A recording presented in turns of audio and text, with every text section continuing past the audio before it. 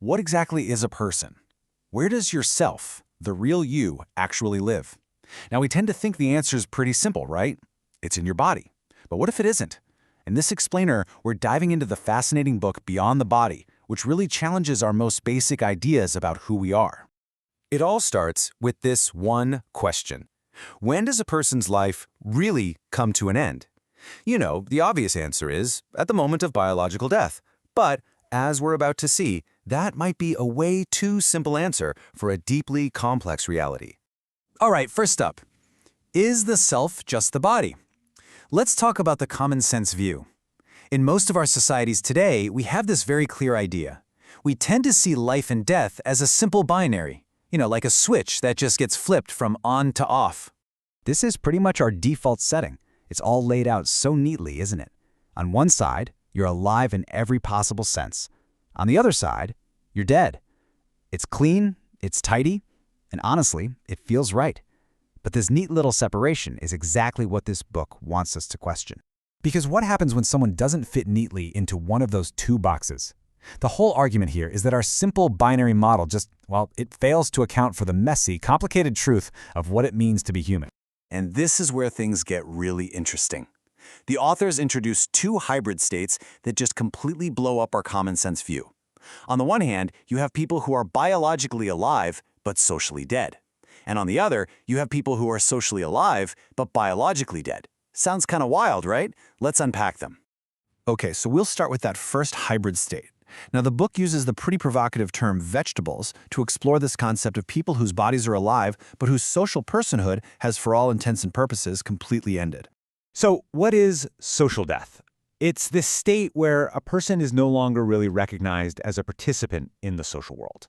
They get excluded not because their body stopped working, but because their ability to interact socially has been lost. This quote from Jonathan Miller about advanced Alzheimer's is, wow, it's absolutely haunting. But it perfectly captures the devastating reality of social death. It's that profound sense of loss that loved ones feel. The feeling that the person they knew is already gone, even while the body continues to live. And this isn't just some abstract philosophical idea. It has very real, very tragic applications. Think about patients with severe dementia, or people in a persistent vegetative state. The source also points to the extreme social isolation that can happen within institutions, where a person can become, in effect, functionally invisible to the world. Now let's completely flip that idea on its head. The book uses another really striking term, vampires, to describe those who are biologically dead but still have this powerful social presence among the living. Now, this might sound a little strange at first, right? But a person's identity and their influence, they don't just evaporate the second they die. Their social life can actually carry on in really meaningful ways. This can be deeply personal, like a deceased loved one whose values and lessons still guide your life.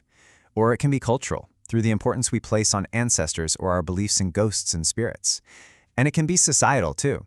Think about the ongoing legacy of a historical figure or a martyr whose story continues to inspire people centuries later.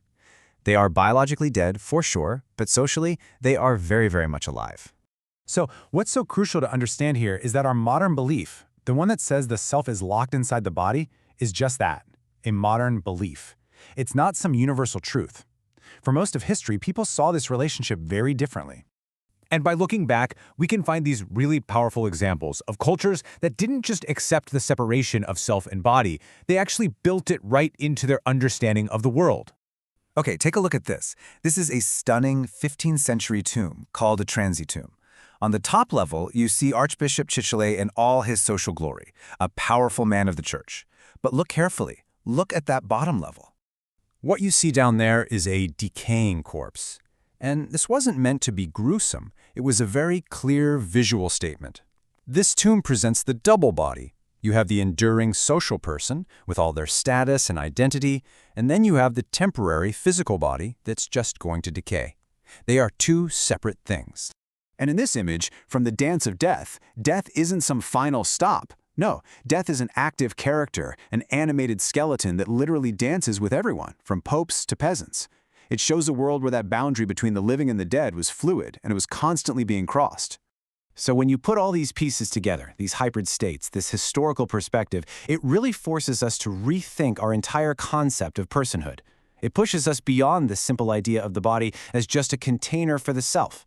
And this leads us right to the book's central thesis. Our identity, it isn't permanently fused to our biology. Instead, it can become, for lack of a better word, dislocated. It can separate from the physical body, both before death and long after it. The big idea behind this is something called the intersubjective self. Now, that sounds complicated, but it just means your self isn't some little ghost driving a machine. It's something that's co-created. It exists in the web of memories, stories, and relationships that connect you to other people. Your identity is shared. So let's just summarize the key takeaways here. Number 1, the self is not some fixed object inside your body. Number 2, it's fluid and it's social. Number 3, because of that fluidity, the self can fade away even while the body lives. That's social death. And number 4, it also means the self can persist long after the body is gone, a kind of social afterlife. Which leaves us with this final provocative thought. If who you are, your real self, exists not just inside your own skin, but in the lives and memories of other people, what does that mean for how you live your life right now? It suggests that our legacy isn't just what we leave behind, but who we are in the connections we build every single day.